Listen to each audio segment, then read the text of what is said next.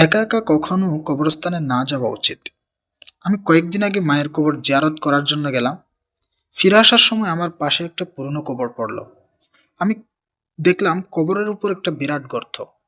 কৌতূহলী হয়ে একটু সামনে এগিয়ে গেলাম। যেতেই কবরের দুপাশে দুটি ঝোপ ছিল। ঝোপ দুটো একই সঙ্গে নড়ে উঠলে আমি সেই জায়গায় ভয়ে জমে গেলাম বরফের মতো।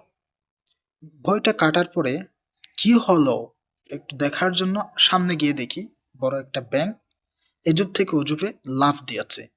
বইটা অনেক দিন পর্যন্ত রয়েছিল। সেখান থেকে আসার পর আমার জ্বর হয়েছিল। কেঁপে কেঁপে আমার জ্বর উঠল।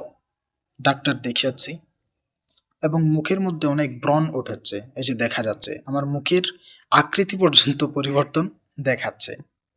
মুখের চোখের নিচে কালি দাগ পড়েছে এবং একা একা কোথাও বসতে পারি না, ভয় লাগে। অনেক সমস্যা হচ্ছে। সো আমি বলবো কখনো একা একা কবরস্থানে যাবেন না।